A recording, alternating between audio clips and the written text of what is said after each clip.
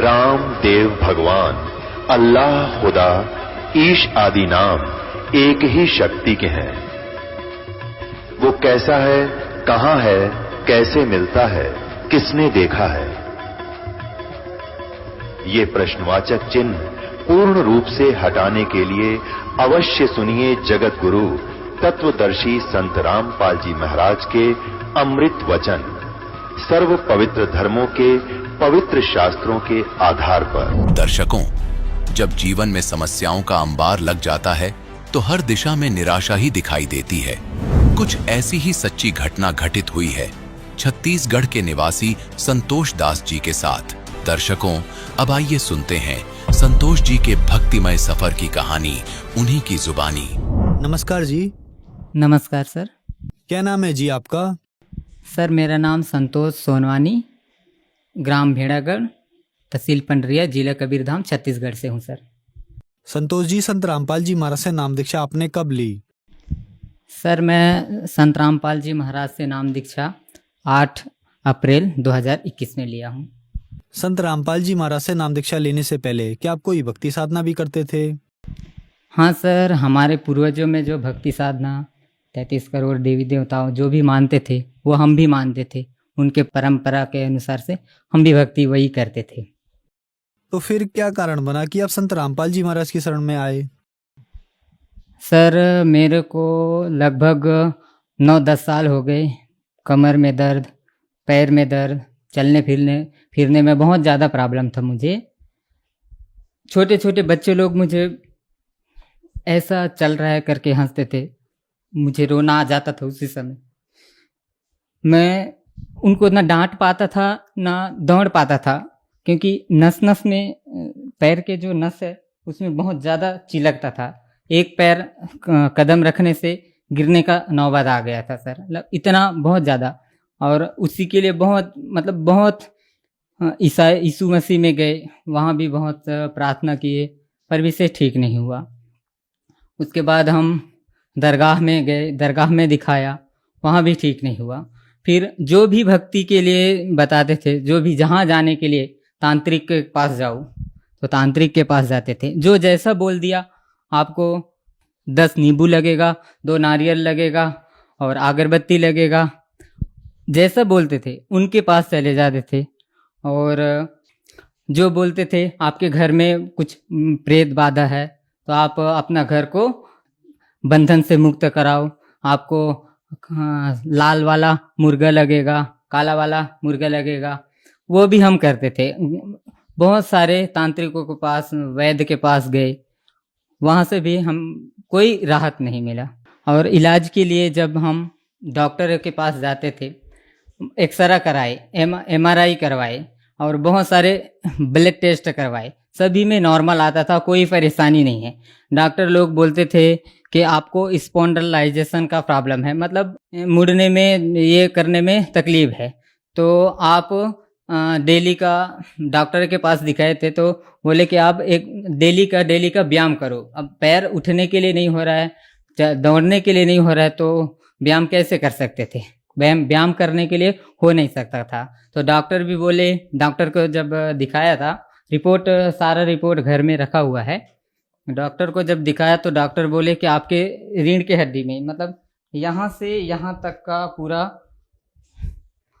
X ray किए, वहाँ बोल रहे थे, डॉक्टर बोल रहे कि आपके रीढ़ की हड्डी में मवाद है, लगभग 2 लाख रुपए लगेंगे ऑपरेशन करने के लिए। तो हम बोले कि 2 लाख तो है ही नहीं, क्योंकि हम गरीब फैमिली से हैं, खेती बाड़ी का काम करते हैं, तो घर इलाज वगैरह कुछ नहीं कराए, घर में बस झाड़ फूक कराने के लिए उसके पास बस जाते रहते थे। डॉक्टर ने ये भी बोला था कि आपको फोरिक एसिड का टेबलेट और पेन किलर डेली लेना है, मरते दम तक लेना है, ऐसा बोला था। लगभग 10 साल तक ये टेबलेट खाता रहा था, पेन किलर।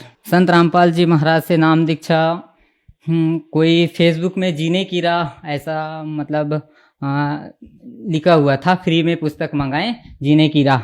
तो मुझे लगा ये जीने की राह मतलब कोई जीने की कुछ ये होगा, इसमें कहानी वगैरह होगा, तो पढ़ने के लिए और फ्री में घर में आएंगे तो डाल देता हूँ, एड्रेस करके डाल दिया था। फिर भगत जी जीने की राह 1 महीने बाद वो पुस्तक मेरे पास आए। फिर जो जो भगत थे वो मुझे बताए कि आप जीने की राह एक बार सृष्टि रचना को पढ़ो और हम यहाँ क्यों दुख तकलीफ, ये सभी फिर मैं पढ़ने लगा। 5 दिन पढ़ा। उसके बाद बोले कि आप एक बार यूट्यूब में आप वीडियो देखो करके। तब मैं यूट्यूब में इंटरव्यू देखे संत रामपाल जी महाराज का, बहुत सारे इंटरव्यू देखे। उसमें बताए थे कि बहुत सारे लोगों का कैंसर ठीक हो रहा है, बहुत सारे लोगों का टीबी ठीक हो रहा है, ऐसा इंटरव्यू देखा। और जो चल फिर नहीं रहा है वो भी चलने फिरने लग रहा है, ये देखा। तो मुझे भी एक ललक हुआ कि मैं भी नाम दीक्षा ले लूँ गुरु जी से। फिर मैंने जो भगत है उनसे कॉल किया और नामदान लेने के लिए आश्रम चला गया। संत रामपाल जी महाराज से नाम दीक्षा ले लिया। सर, डॉक्टर्स ने आपको एक बहुत ही गंभीर बीमारी से ग्रस्त बता दिया था। आपने इस बीमारी की दवाई 9 साल तक खाई। फिर आपने संत रामपाल जी महाराज से नाम दीक्षा ली। तो क्या नाम दीक्षा लेने के बाद आपको लाभ भी मिले? हाँ सर, मुझे तो लाभ हुए। सबसे पहला लाभ सर, संत रामपाल जी महाराज से जिस दिन मैं नाम दीक्षा लिया सर, उस दिन घर में जाने के बाद जो भक्ति बताए थे वो करने के बाद मैं बहुत चैन की नींद सोया। उससे पहले जब भी रात को सोता था तो 12 बजे से लगभग 3 बजे के बीच में, मतलब मेरे पीठ में कोई चक्कू चला रहा है, काट रहा है कुछ, इतना ज़्यादा दर्द होता था। मैं अपने माँ को भी बोलता था थोड़ा मालिश कर दो तेल ला करके। फिर रात में वो उठ करके मुझे मालिश करते थे। फिर वो उस दिन नहीं हुआ। उस दिन बहुत चैन की नींद सोया, ये हुआ सर। और जब भी मैं मतलब सुबह उठने के बाद जब तक का मेरे को थोड़ा सा खाना नहीं मिल जाता, तब तक का मुझे मतलब एकदम चक्कर आने लगता था, सिर में दर्द होता था और आंखों में झिलमिलाहट सा, मतलब कुछ दिखता नहीं था साफ, ऐसा हो गया था। वो दूर हो गया सर। साथ में सर मैं घर में कम से कम 7-8 साल से मतलब बैठ नहीं सकता था, खाना खा नहीं सकता था। तो टेबल में है रख करके या फिर अपना विलेज में जो आट होता है उसमें रख करके खड़ा होकर के खाना खाता था। चलने फिरने में दिक्कत होता था। जब चलता था तो बीच में अचानक से मतलब ये यहाँ पर दर्द होता था तो मतलब चिलक जाता था, तो गिरने का नौबत आता था। और अपना पैंट है ना, जीन्स वगैरह पहनने में बहुत दिक्कत आता था, मतलब पैर को उठाने के लिए उठा नहीं सकता था, तो पैर पहन नहीं सकता था कपड़ा, इस तरह से बहुत ज़्यादा दर्द होता था। फिर संत रामपाल जी महाराज जी से नाम दीक्षा लेने के बाद अब मैं अच्छा से चल पा रहा हूँ और बैठ भी सकता हूँ। पहले खड़ा होकर के खाता था, ये सभी को पता है, हमारे गांव हमारे घर के सभी लोगों को पता है।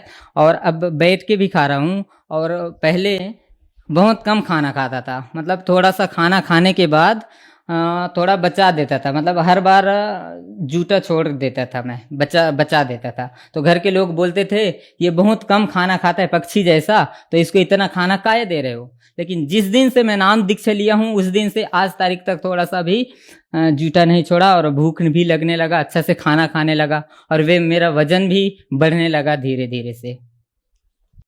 सर, क्या आप नशा भी करते थे? हाँ सर, मैं नशा भी करता था। क्योंकि ये दर्द होता था तो हमारे गांव के लोग ज़्यादातर से बोलते थे कि आप ये पी लो तो दर्द गायब हो जाएगा। इसकी वजह से डेली का मतलब टारगेट था, आप 1 पाव डेली का पियो, शरीर स्वस्थ रहेगा। दारू पीने के लिए मतलब, और हमारे जो फ्रेंड्स वगैरह सर्कल है वो लोग बोलते थे डेली का पियो, तो उसके संगते में डेली का एक हैबिट हो गया था सर। डेली का 1 पाव पिया उस दिन, मतलब 2 बजे 12 बजे रात तक का अच्छा नींद था। उसके बाद 12 बजे के 1 बजे के बाद वो दर्द चालू हो जाता था दारू पीने के बाद। क्या संत रामपाल जी महाराज से नाम दीक्षा लेने के बाद आपका नशा छूटा? जो नशा मुझे पहले डेली का पीने का था वो छूट गया और आज मैं कोई नशा नहीं करता हूँ और उसका जो महक भी अच्छा नहीं लगता है। सर, संत रामपाल जी महाराज से नाम दीक्षा लेने के बाद आपको बहुत सारे लाभ मिले। जैसे कि आपने बताया कि डॉक्टर्स ने आपको एक बहुत गंभीर बीमारी बताई थी। आप 8-10 साल से पेन किलर की गोली खा रहे थे और ड्रिंक भी करते थे ताकि आपको दर्द ना हो। और बहुत सारे ऐसे लोग हैं जो आपको टीवी पर देख रहे हैं, जिनके पास पैसा नहीं है या इन बीमारियों से ग्रस्त हैं। उनके लिए आप क्या कहना चाहेंगे? आज उनके लिए आप एक उदाहरण है। सर, मैं उन सभी लोगों को जो मुझे देख रहे हैं टीवी चैनल पे, उस सभी लोगों को मैं एक ही प्रार्थना कर सकता हूँ, क्योंकि इस दुनिया में तत्वदर्शी संत एक ही संत है जो पूरा शास्त्र के अनुसार भक्ति बता रहे हैं। और इतना सभी लोगों का जो भी तकलीफ है वो दूर हो रहे हैं। तो आप भी संत रामपाल जी महाराज के शरण में आएं और अपना नाम दीक्षा लें और अपना कल्याण कराएं। संत रामपाल जी महाराज से नाम दीक्षा कैसे ली जा सकती है? सर, संत रामपाल जी महाराज से नाम दीक्षा लेने के लिए अभी चैनल में टीवी में सत्संग आ रहा है उनका, तो नीचे में पीला पट्टी चल रहा है, उसमें नंबर है। आप उसमें कॉल करके अपना नज़दीकी कॉल सेंटर का पता लगा करके आप नामदान ले सकते हैं। धन्यवाद सर। सत साहिब। दर्शकों, अभी आपने सुने संत रामपाल जी महाराज से दीक्षा प्राप्त करके सुखी हुए भक्त के अनुभव। अब देखिए जगत गुरु तत्वदर्शी संत रामपाल जी महाराज के मंगल प्रवचन। आज से 50-60 वर्ष पहले वर्षा होती नहीं थी, होती थी भगवान से ही अर्ज करते थे तो वर्षा होती थी। कोई दुख भी होता तो हम अपने झाड़ फूक जंतर से ही मंत्र से कोशिश किया करते थे। इसलिए भगवान आते थे और ये दुख सभी प्रकार के परमात्मा दुख दूर कर सकता है। इसलिए परमात्मा जगह जगह आकर प्रकट हो जाते थे, उस क्षेत्र में अपनी महिमा बना जाते थे और उनकी महिमा बहुत वर्षों तक चलती रहती है। उन्होंने इस परमात्मा की आस्था हमारे हृदय में यहाँ इस कलयुग तक बनाकर रखनी थी। तो नल और नील परमात्मा के चरणों में पहुंचे, आशीर्वाद मात्र से वो स्वस्थ हो गए। ऐसे हो गए जैसे कभी उनका दुख था ही नहीं, किसी प्रकार का कोई कष्ट इनको नहीं हुआ। फिर उनकी आस्था दृढ़ होगी। सब जगह खड़ा होकर कहा कि हम बड़े दुखी थे, गुरुदेव की कृपा से हम सुखी हो गए। हमने तो मान लिया था कि आजीवन कष्ट उठाना पड़ेगा, लेकिन हमें नहीं पता था कि पृथ्वी पर परमात्मा आए। इस तरह की वहां उपस्थित भक्तों को जो सत्संग सुनने के लिए गए थे सबको बताया, औरों का भी दृढ़ हुआ विश्वास। तो उन्होंने परमात्मा ने बताया, बेटा सत्संग में सेवा जरूर करनी चाहिए, इसे बहुत पाप कटते हैं। और आप तो बहुत पापों से ग्रस्त हो और आपको कुछ सेवा करनी चाहिए हाथ से। पुण्यात्माओं, हमारे कई प्रकार के पाप कर्म हैं। कुछ ऐसे पाप हैं जो परमात्मा गुरुदेव के दर्शन से कटेंगे, कुछ ऐसे पाप हैं जो आशीर्वाद से दूर होंगे, कुछ ऐसे पाप कर्म हैं जो धर्म दान करने से ही आपको राहत मिलेगी, कुछ ऐसे पाप होते हैं जो हाथ से सेवा करने से ही आपको राहत मिलेगी, और कुछ इस प्रकार के आपके पाप कर्म हैं जो परमात्मा की भक्ति मंत्र जो दिए जाते सतनाम और प्रथम और मंत्र, इनसे ही कटेंगे। तो ये सारा कुछ मिलाकर एक ट्रीटमेंट है आत्मा को स्वस्थ करने का और सतलोक में जाने का और यहां भी भौतिक लाभ प्राप्त करने का। तो ये सारा कंप्लीट कोर्स करने से ही आपको पूर्ण लाभ प्राप्ति होगी। तो उन्होंने पक्का दृढ़ निश्चय कर लिया कि जितने भी यहाँ रोगी बूढ़े वृद्ध बुजुर्ग आते हैं उनके बर्तन साफ करते, उनके, क्योंकि परमात्मा के दरबार में दुखी ही ज्यादा जाते थे। कोई रोगी था, कोई कोढ़ी था और कोई किसी बीमारी से ग्रस्त था, कोई भूतों का सताया, कोई देवताओं पितरों का सताया हुआ वहां जाते थे। तो वो क्या करते थे, बर्तन ले जाते थे, बेले थाली गिलास। उस टाइम कांसी के हृदय कांसी धातु थी और कांसी धातु का गिलास हो चाहे बेला हो चाहे थाली, वो अवश्य डूब जाता है, पानी पर तैरता ही नहीं। तो उसमें ऐसा साधन था कि पहले बर्तनों को या कपड़े धोने होते तो पानी में भिगोया करते, 1-2 घंटा, उनका वो मैल गल जाता, फिर साफ कराया करते बर्तनों को रेत रात से। तो क्या करते थे, गंगा यानी दरिया के किनारे बैठ जाते थे, बर्तनों को भिगो के, कपड़े होते कपड़ों को, और 1 घंटा 1.5 घंटा एक वृक्ष के नीचे बैठ कर भगवान की चर्चा करते थे। और भी बैठ जाते भक्त और सत्संग में सुने हुए वचनों पर डिस्कशन किया करते थे कि हमारे साथ ऐसा दुख था, परमात्मा ने आशीर्वाद दिया, हम स्वस्थ हो गए। और भी आपस में चर्चा करते थे, हमें भी ऐसे कष्ट था, यहाँ आते हमें ये राहत मिली, ऐसा ऐसा सुख हुआ, परमात्मा आए हुए हैं, भगवान, ये तो मुनिंदर नहीं भगवान समझो। इस तरह की चर्चा करते करते वो मस्त हो जाते। उधर से कोई उनका किसी का गिलास, किसी का लोटा, किसी की थाली, किसी का बेला बह जाता, उनको ध्यान नहीं रहता, किसी के कपड़ा, किसी का तौलिया, किसी की धोती वो बह जाती, और वो बेचारे मांझ मूंझ कर जो इकट्ठे करके लिया कर रख देते, उठा लो अपने अपने। अब किसी की थाली नहीं, किसी का बेला नहीं, किसी का गिलास नहीं, तो कहते भी हमारा ये नहीं मिला, हमारा ये नहीं मिला। तो कहते जी हम तो जितने ले गए थे उतने ले आए। तो और दूसरे जो भगत जाते थे सेवादार बर्तन साफ करने के लिए, वो बताया करते थे कि ये ध्यान नहीं देते, ये बैठ के गप्पे मारने लग जाते हैं और वो बह जाते हैं, इनको ध्यान नहीं रहता। तो उन्होंने आखिर में ये शिकायत परमात्मा तक पहुंचा दी कि जी आपने जो दो भक्त हैं, ये इनको हमने मना भी कर लिया कि आप सेवा रहने दो, कि सेवा ना करो। हमारे तो गिलास कहाँ से लाए इतनी दूर जंगल से गांव में जा करके, हम तो दुखी हो जाते हैं, हमने यहाँ 2-4 दिन रुकना है, सत्संग है। और ये मानते नहीं, रोने लग जाते हैं, कहते हैं आगे ठीक रखेंगे, ध्यान रखेंगे, और परमात्मा जी फिर भी ऐसे ही करते हैं। आप इनसे कहो कि ये हमारी सेवा ना करे, कोई और कर लेगा। उनको ये चिंता होगी कि गुरुजी के पास मेरी कंप्लेंट चलेगी हमारी, और कहीं हमें फिर वो आपत्ति ना आ जाए, गुरुजी रुष्ट हो जाए। चरणों में पड़ गए, बुरी तरह रोने लग गए। कहा भगवान हमारी सेवा ना छीनना, हमारी सेवा ना छीनना दाता, हम बिल्कुल आगे से बिल्कुल ठीक करेंगे, वे बहुत ध्यान रखेंगे।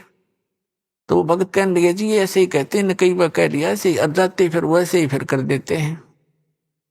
तो परमात्मा ने, वो तो जानी जान थे, कहा बेटा इनको आशीर्वाद दे देता हूं, इनके हाथ से कोई चीज भी नहीं डूबेगी, लोहे की भी नहीं डूबेगी, पत्थर भी नहीं डूबेंगे, और तुम निश्चिंत रहो, और बेटा करो सेवा।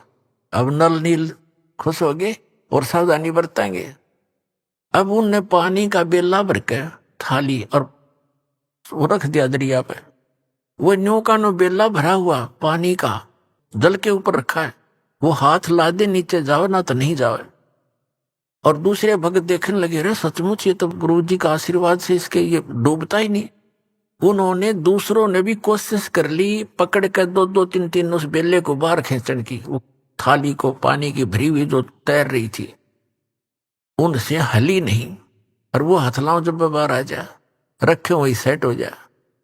तो इस तरह कई बार पत्थर भी उठा कर उसमें रख कर देखे, वो भी तैरने लग गए, रुक ये नो के नो वहीं पर।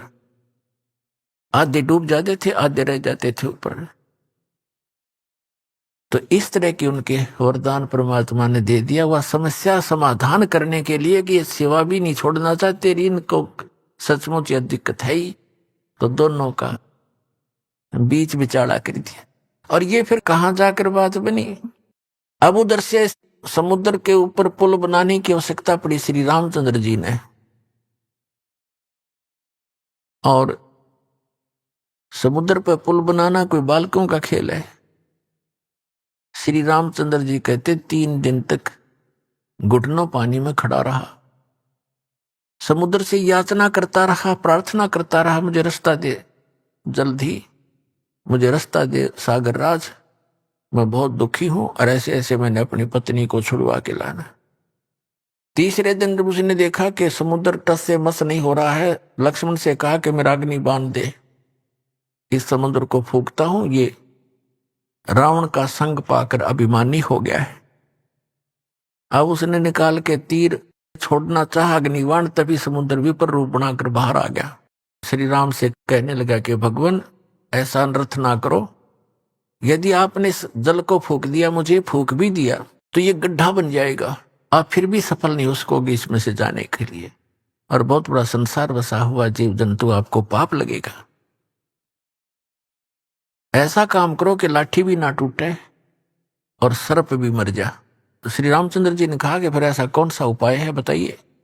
आपकी सेना में ये नल और भी पहुंच गए वहां पर, फिर तो सारे जंगल में जितने रहा करते थे कुछ सब इकट्ठे हो गए, लाठी ले गए। ये भी वहां गए हुए थे उस सेना में। विपर रूपधारी समुद्र ने कहा कि आपकी सेना में नल और नील नाम के दो ऐसे कारीगर भी हैं, वह शिल्पकार भी थे, जैसे मकान बनाने वाले। दो ऐसे सैनिक हैं आपकी सेना में, उनके हाथों में उनके गुरुदेव द्वारा दी गई ऐसी शक्ति है कि पत्थर भी तैर जाएंगे। कोई वस्तु नहीं डूबती, वो पत्थर रख, कोई चीज रख दें और वो तैरती रहती है, और चाहे उसके ऊपर कितना बलशाली व्यक्ति खड़ा हो जाए वो डूबती नहीं, ताकतवर वजनदार। तो श्री राम ने कहा भी नल नील को बुलाओ।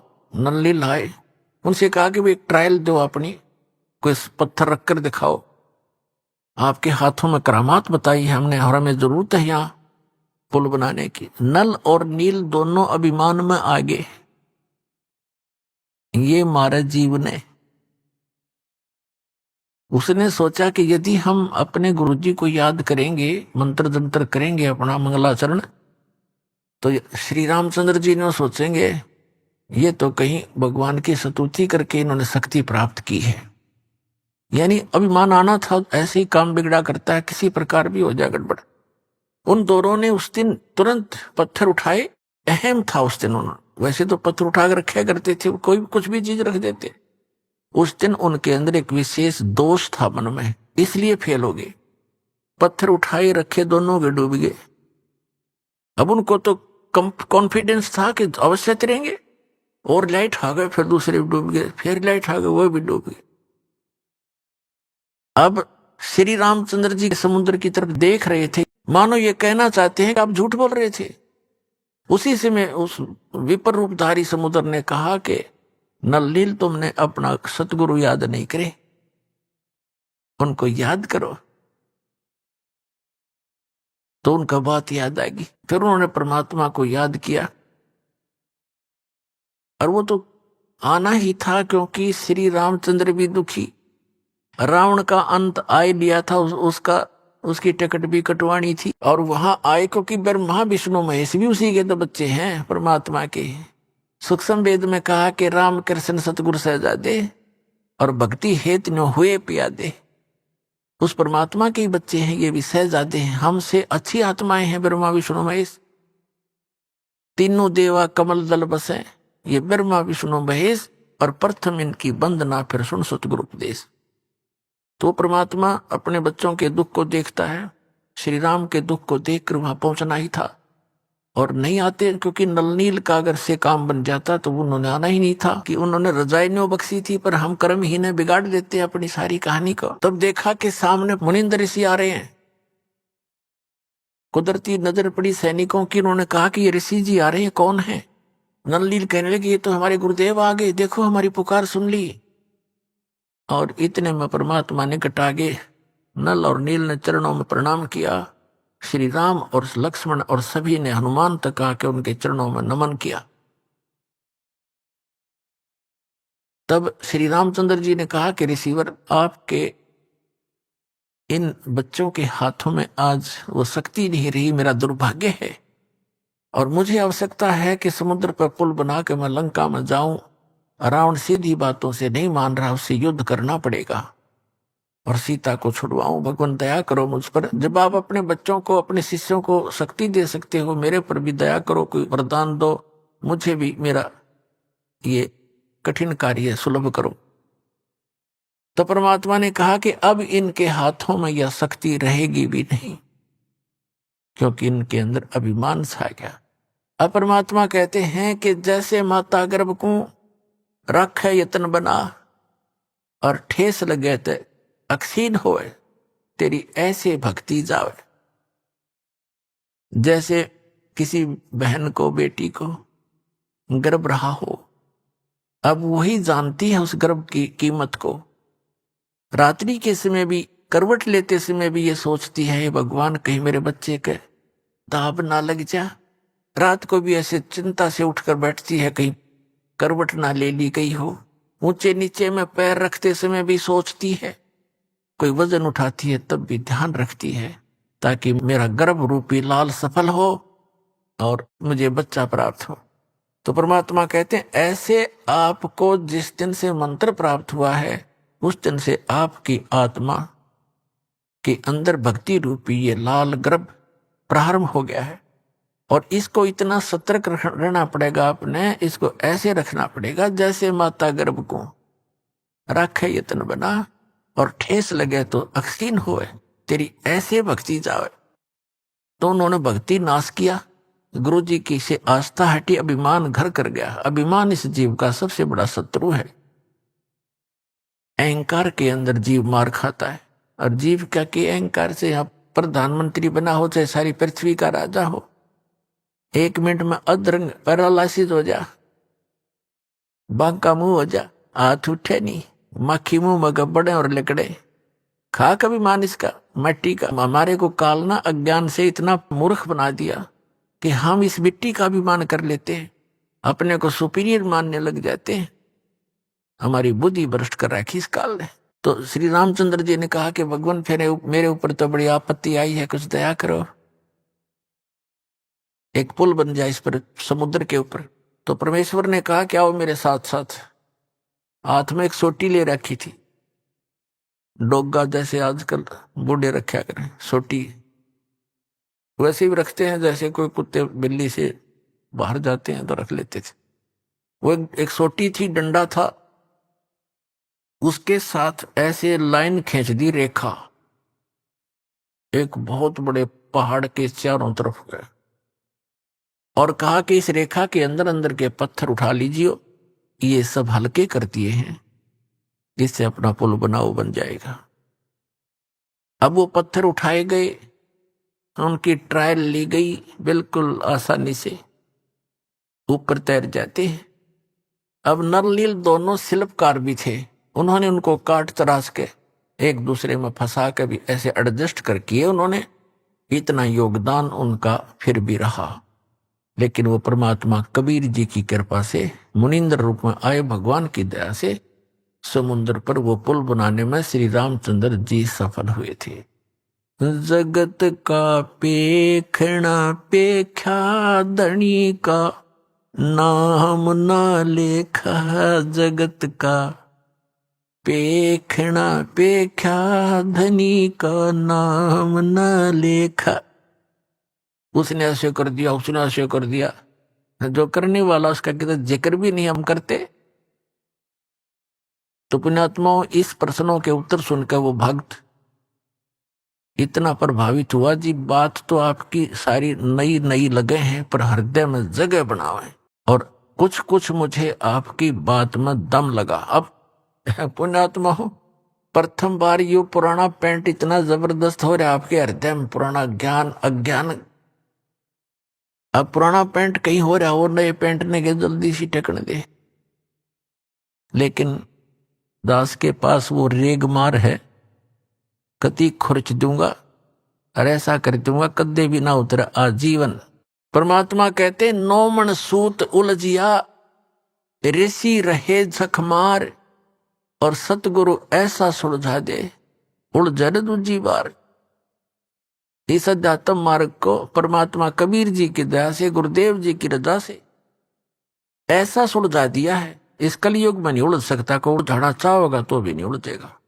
ऐसा मक्खन बना के दर दिया, ताक एक मक्खन बना दिया।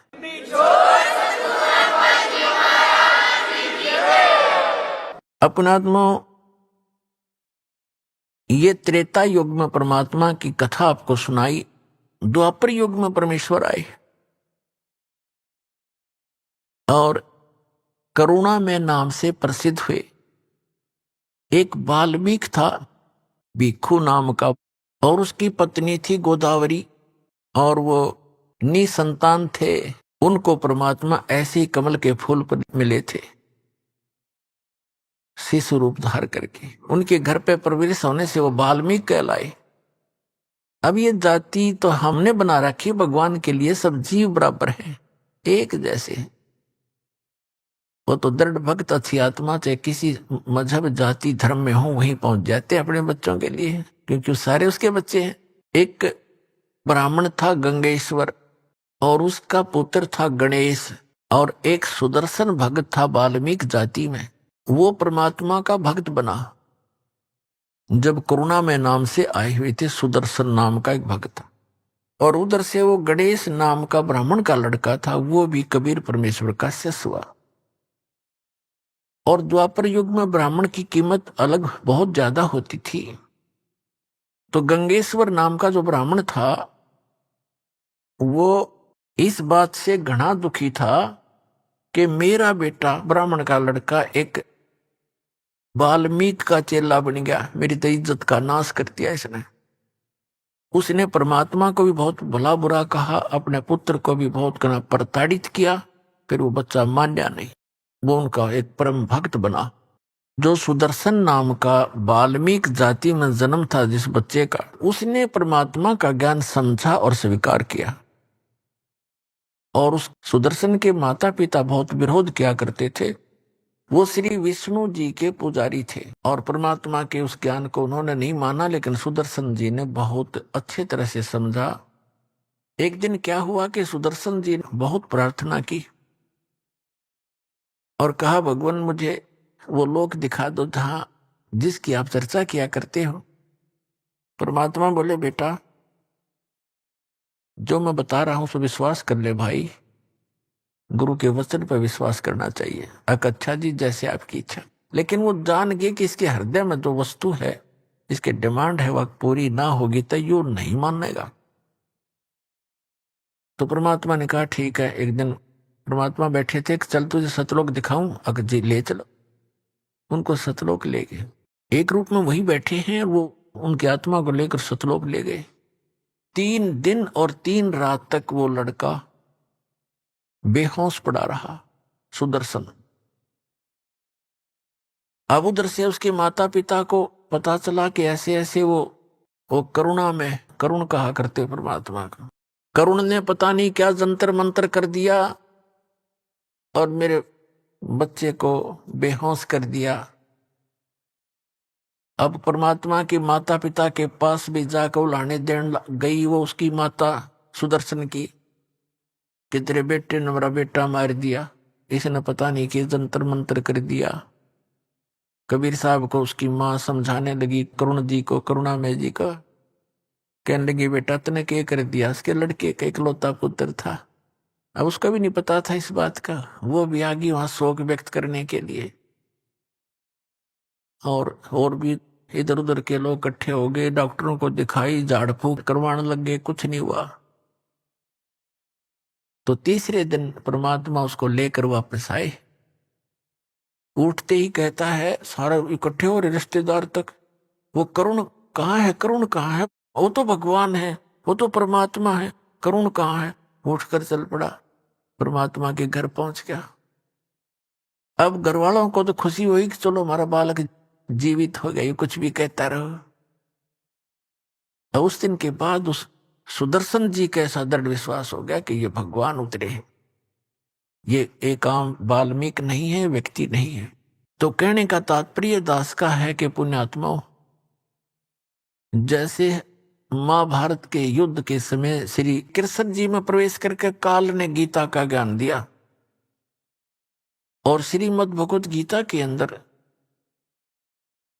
आपने बहुत पढ़ा हुआ है, श्री यानी काल भगवान ने कहा कि अर्जुन तू युद्ध कर ले, तुझे पाप नहीं लगेंगे, तू तो निमित्त निमित्त मात्र है। ये सब मैंने मार रखे। और फिर ये भी कहा कि यदि तू युद्ध में मारा गया तो स्वर्ग प्राप्ति होगी, और यदि युद्ध में जीत गया तेरे पृथ्वी का राज भोगेगा, तेरे दोनों हाथों में लड्डू। महाभारत का युद्ध जैसे तैसे काल ने डरा धमका कर अर्जुन तैयार कर लिया और महाभारत का युद्ध हो गया। उसके बाद युधिष्ठिर जी को, पांडव का जो बड़ा था पांडव, उसको राजगद्दी पर बैठा दिया। उसमें करोड़ों बहनें विधवा होगी, कई करोड़ अनाथ बालक हो गए, उनके बच्चे बेटा बेटे। 18 करोड़ व्यक्ति सैनिक मारे गए, तो उनकी कितनी पत्नियां विधवा हुई होंगी और कितने बच्चे अनाथ हुए। युधिष्ठिर राजगद्दी पर बैठ गया। अपने आत्माओं, परमात्मा कहते हैं, मन तू पावेगा अपना किया रे, भोगेगा अपना किया रे। अपना कर्म का भोग तुझे भोगना पड़ेगा जब तक परम संत की शरण में नहीं आएगा। तुम कौन राम का जपते जापम, तात कटे न ये तीनों तापम। तुम कौन भगवान का जाप जपते हो, नाम जपते हो, जिससे तुम्हारे ये 3 ताप भी नाश नहीं हो रहे। 3 ताप के अंतर्गत कौन से आते हैं? जैसे कोई किसी पर जंतर मंत्र कर देता है, कोई किसी को श्राप दे देता है, कोई किसी के घर प्रेत छोड़ देता है, कोई प्रेत आत्मा बाधा करती है, प्रेत बाधाएं हो जाती। ये 3 ताप होते हैं। कहते इन 3 तापों को भी तुम्हारे भगवान नाश नहीं कर सकते। अपने आत्मा उदाहरण देते हैं। कुछ ही वर्षों के अंदर अंदर ही युधिष्ठिर जी को बहुत बुरे बुरे स्वप्न आने लगे। ऐसा लग रहा जैसे उसके घर में सिर कटे हुए व्यक्ति और धड़ धड़ आ रही है, हाहाकार मची हुई है, बहनें चूड़ियां फोड़ रही हैं, विधवा हो गई है, अनाथ बच्चे अपनी माताओं के लिपट कर रो रहे हैं, हमारा पिता कहाँ है, हमारा पिता कहाँ। वो को जवाब नहीं दे पा रही। एकदम भयभीत होकर घबरा कर बैठ जाता है। द्रौपदी ने 1 दिन देखा, 2 दिन देखा, 4 दिन देखा, उनसे प्रार्थना की आप सो जाओ। वो एक बार लेट जाते, तुरंत फिर बैठ जाता, आंखें फटी फटी रहती, राजकाज में कोई रुचि रही नहीं। द्रौपदी ने उन 4 पांडवों से कहा कि आपके भैया के ऊपर कोई आपत्ति है, कोई राज की समस्या है, तुम पूछिएगा। उन 4 ने प्रार्थना की कि भैया आपको कोई ऐसी समस्या है तो हमें भी साथ लो। कहते हैं अपने मन का दुख बताने से बट जाता है, कुछ बताओ क्या कहानी है। उन्होंने बड़ी मुश्किल से बताया कि मुझे ऐसे ऐसे भयंकर स्वप्न आते हैं। अब श्री कृष्ण जी उनके धार्मिक गुरु थे, जिसमें महाभारत का युद्ध कराया उस समय इसके अंदर काल प्रवेश था और वो अपना करवा के नाश निकल गया। इसने कहा कि गीता अध्याय नंबर 4 के श्लोक नंबर 9 में कि मेरे कर्म और जन्म अलौकिक है। विष्णु पुराण के अंदर 2 ऐसी कथाएं हैं कि एक समय असुरों का और सुरों का, देवताओं और राक्षसों का युद्ध हो गया। देवता भागे राक्षसों से डर के बहुत जंगल में जाकर किधर समुद्र के किनारे बैठ के तपस्या की। भगवान विष्णु की युग काल आ गया विष्णु रूप में और कहा ठीक है तो आप ऐसे करो, एक पुरंजय नाम का क्षत्रिय राजा है, उसको तैयार करो तुम युद्ध के लिए। इसने कहा मैं उसमें प्रवेश करके और सब राक्षसों का नाश कर दूंगा, तुम उन राक्षसों को ललकारो जाकर युद्ध के लिए और पुरंजय को प्रसन्न करो, आपके साथ खड़ा खड़ा हो जाए वहां पर, उसके अंदर मैं प्रवेश करके उनको मार डालूंगा। अब देखिएगा, यह है श्री विष्णु पुराण, गीता प्रेस गोरखपुर से प्रकाशित है, सचित्र हिंदी अनुवाद सहित। गीता प्रेस गोरखपुर से प्रकाशित। इसके कौन है संपादक? इसके संपादक हैं मुनीलाल गुप्त, अनुवादक है मुनीलाल गुप्त और गीता प्रेस गोरखपुर से प्रकाशित है। इसके 233 पृष्ठ पर दिखाते हैं आपको। यह है चतुर्थ अंश और 233 पृष्ठ पे चतुर्थ अंश के अध्याय नंबर 2 के हम यहां आ जाते हैं। पूर्व काल में त्रेता युग में एक बार अति भीषण देव असुर संग्राम हुआ। उसमें महाबलवान दैत्यगण से पराजित हुए हार के देवताओं ने भगवान विष्णु की आराधना की। तब आदि अनंत शून्य अशेष जगत प्रतिपालक श्री नारायण ने देवताओं से प्रसन्न होकर कहा, आप लोगों का जो कुछ भी अभिष्ट है वह मैंने जान लिया है।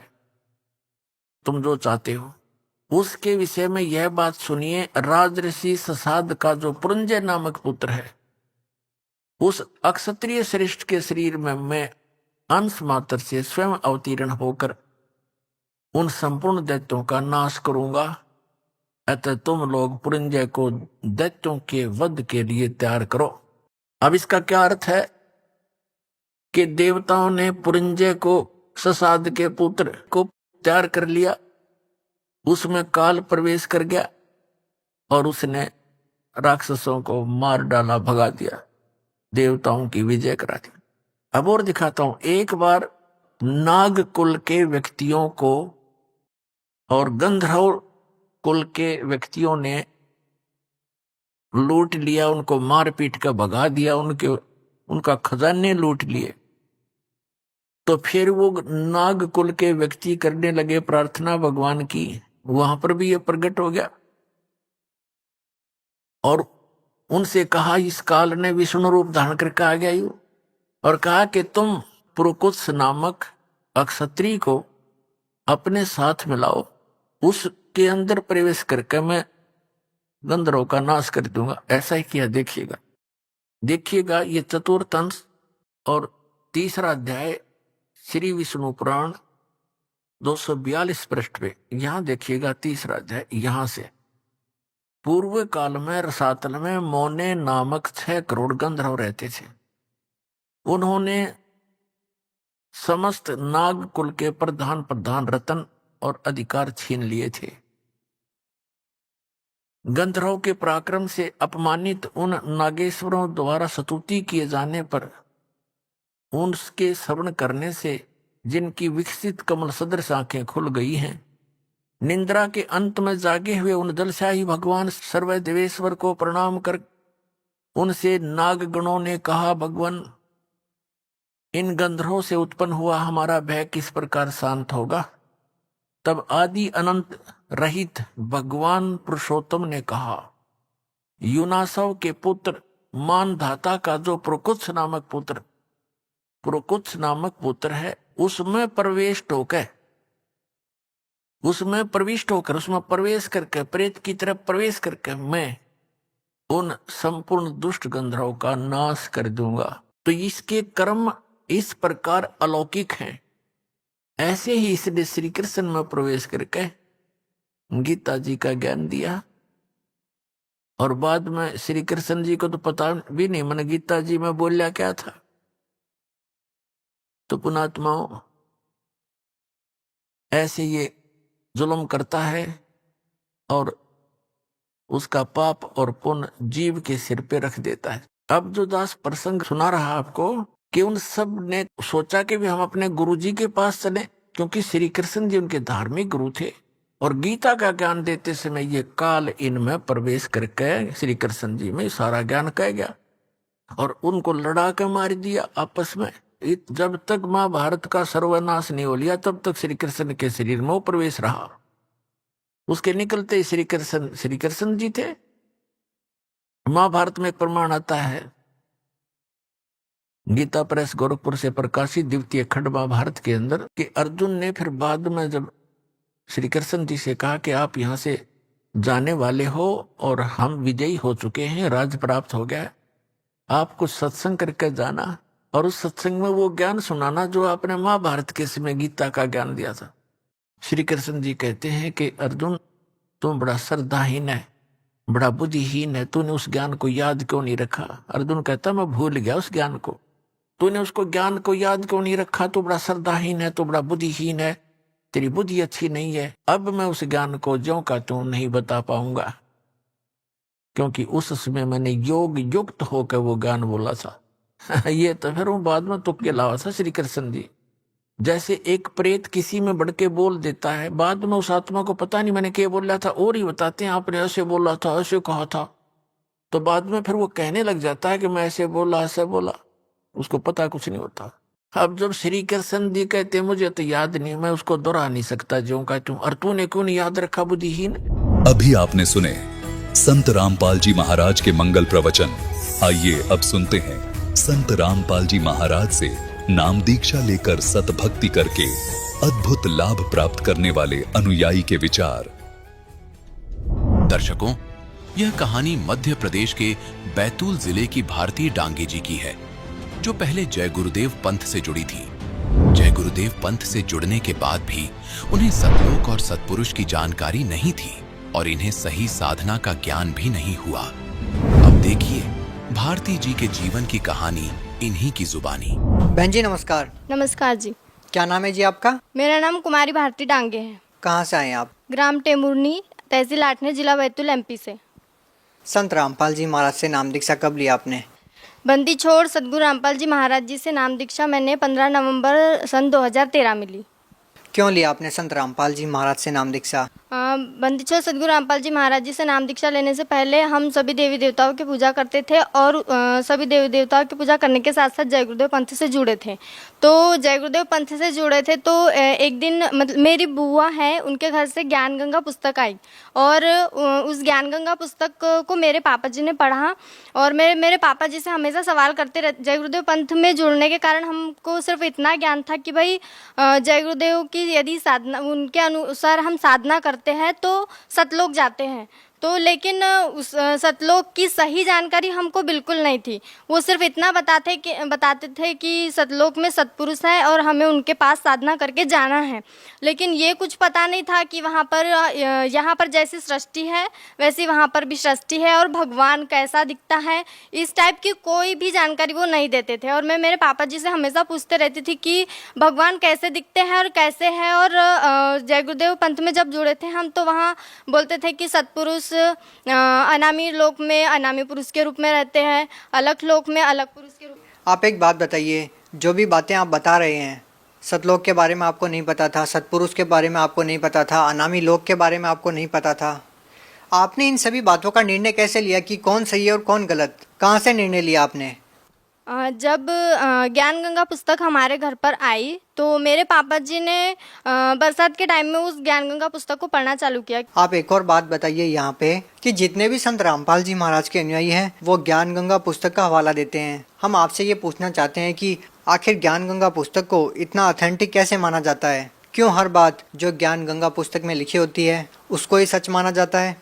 क्योंकि ज्ञान गंगा पुस्तक में जो कुछ भी लिखा है वो ऐसे ही किसी ने भी बोल दिया और ऐसे ही नहीं लिख दिया गया है।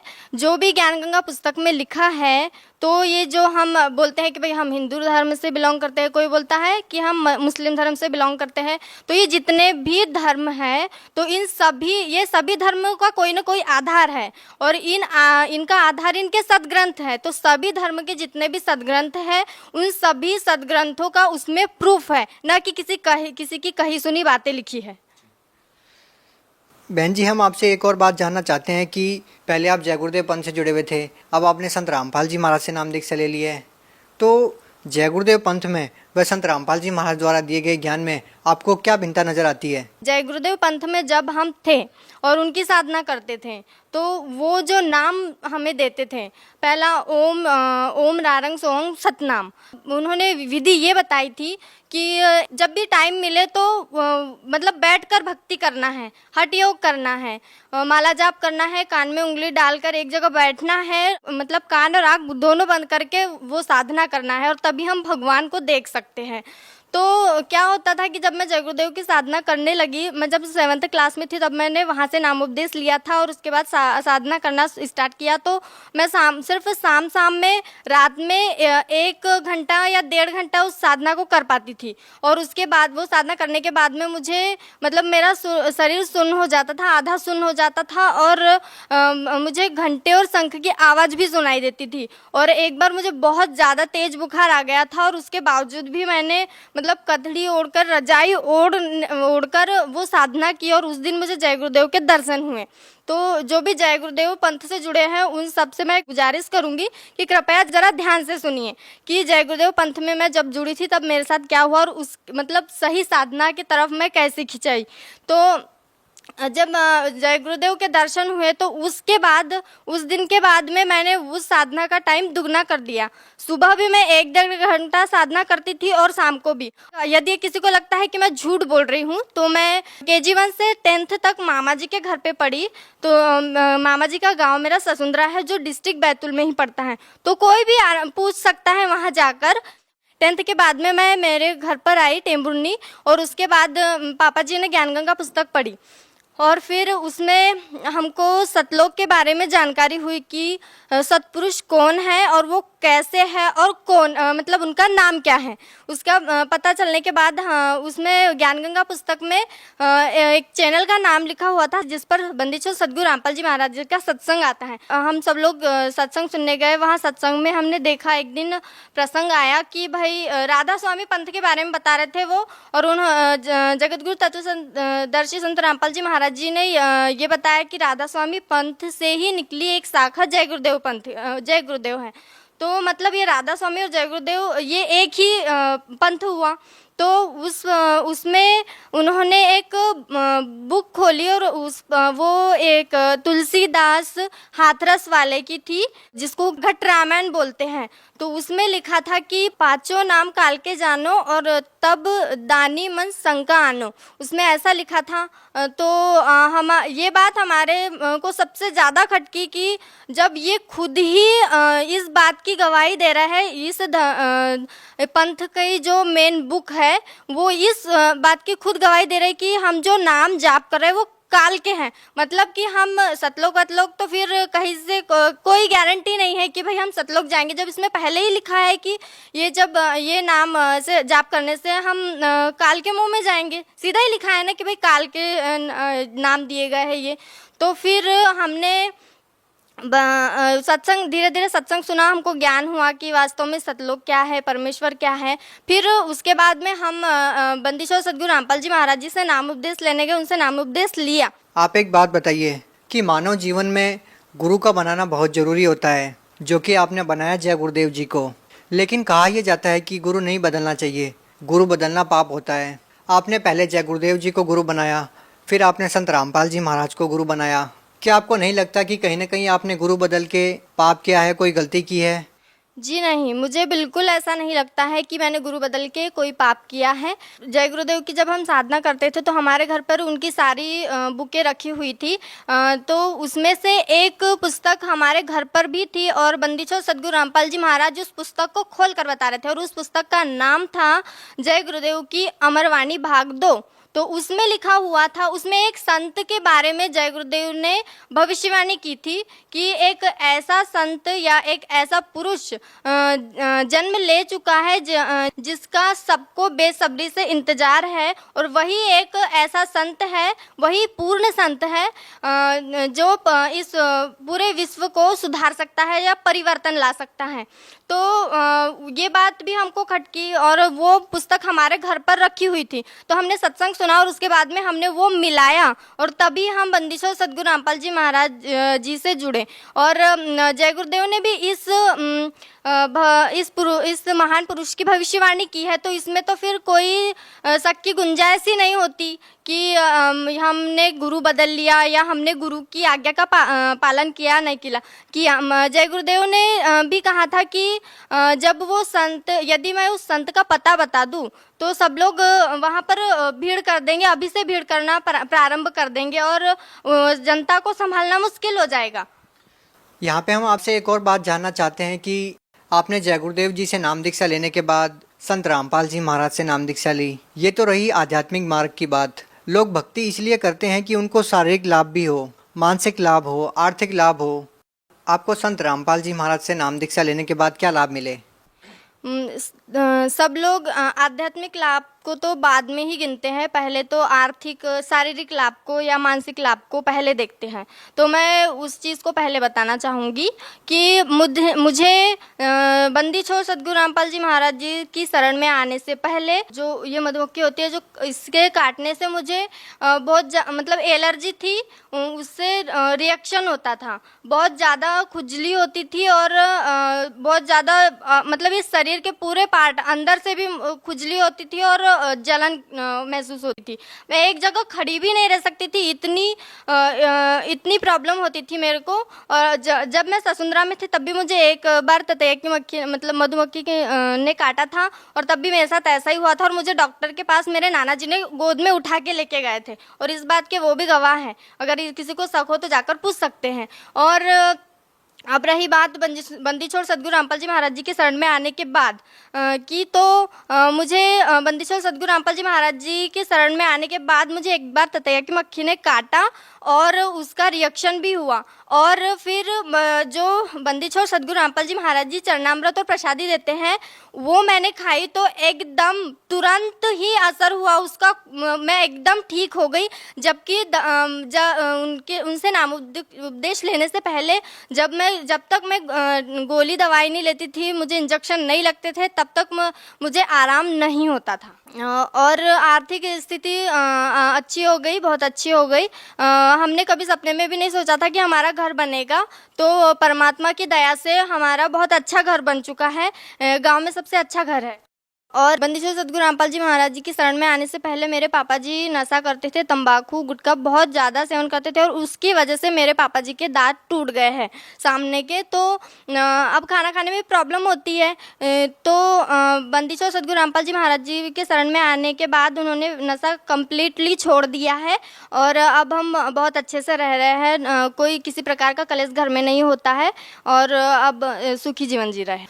बंदी छोड़ सदगुरु रामपाल जी महाराज मुझे सतलोक लेके गए और जब मैं सतलोक में गई तो परमात्मा मेरे आगे आगे चल रहे थे। दोनों तरफ पहाड़ी थी, वहाँ पर बहुत अच्छे अच्छे पेड़ पौधे लगे थे और उन पेड़ पौधों में से छोटी छोटी ऐसी रोशनी बहुत प्यारी निकल रही थी और उसमें से एक पौधे को मैंने छूकर देखा था तो वो इतना सॉफ्ट था कि आज तक मैंने ऐसी कोई भी चीज़ को हाथ छूकर देखा तो ऐसी सॉफ्टनेस मुझे यहाँ पर फील नहीं हुई। तो बंदी छोड़ सदगुरु रामपाल जी महाराज मेरे सामने चल रहे थे और मैं उनके पीछे जा रही थी। पानी के ऊपर से चल रहे थे हम लोग और फिर परमात्मा बंदी छोड़ सदगुरु रामपाल जी महाराज जी ने मुझे कबीर साहिब जी के सिंहासन के पास ले गए और वहाँ पर बंदी छोड़ सदगुरु रामपाल जी महाराज जी कबीर साहिब के सिंहासन के साइड में खड़े हो गए और मैं उनके सामने कबीर साहिब के सामने खड़ी थी। तो क्या हुआ, देखते ही देखते क्या हुआ कि बंदी छोड़ सदगुरु रामपाल जी महाराज कबीर साहिब के शरीर में समा गए और फिर अकेले कबीर परमात्मा रह गए। फिर कबीर परमात्मा का शरीर बंदी छोड़ सदगुरु रामपाल जी महाराज जी के रूप में चेंज हो गया। फिर बंदी छोड़ सदगुरु रामपाल जी महाराज जी कबीर साहिब के रूप में चेंज हो गए। फिर तब मुझे वहाँ पर समझ आया कि जो बंदी छोड़ सदगुरु रामपाल जी महाराज जी हमारे बीच यहाँ धरती पर रह रहे हैं, यही खुद कबीर परमात्मा है और यही भगवान है जिसे मैं बचपन से तलाश रही थी।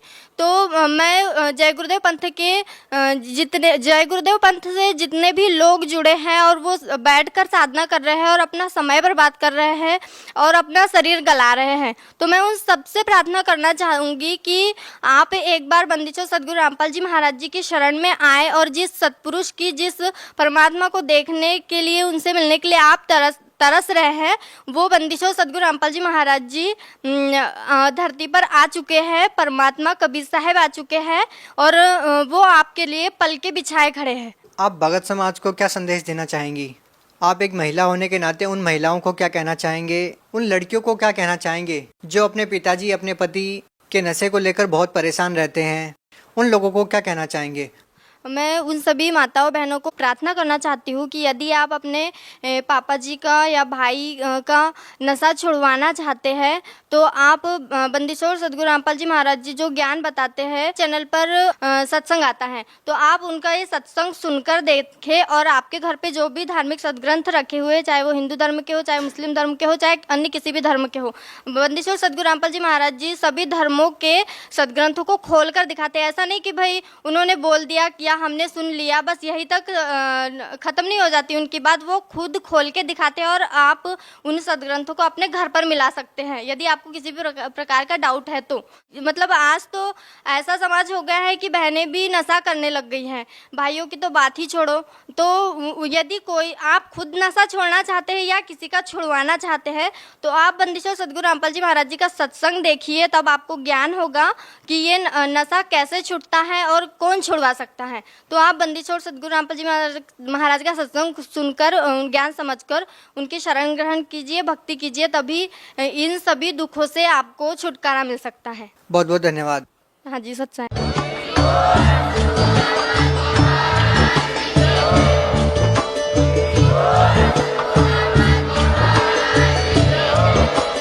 आप सुन रहे थे जगत गुरु तत्वदर्शी संत रामपाल जी महाराज जी के मंगल प्रवचन। अधिक जानकारी के लिए विजिट कीजिए हमारी वेबसाइट www.jagatgururampalji.org। संत रामपाल जी महाराज जी के शुभ आशीर्वाद से पूरे विश्व भर में 500 से भी ज्यादा नाम दीक्षा केंद्र हैं, जिन पर संत रामपाल जी महाराज जी द्वारा ऑनलाइन निशुल्क नाम दीक्षा दी जा रही है। अपने नजदीकी नाम दीक्षा केंद्र का पता करने के लिए संपर्क करें 8222880541।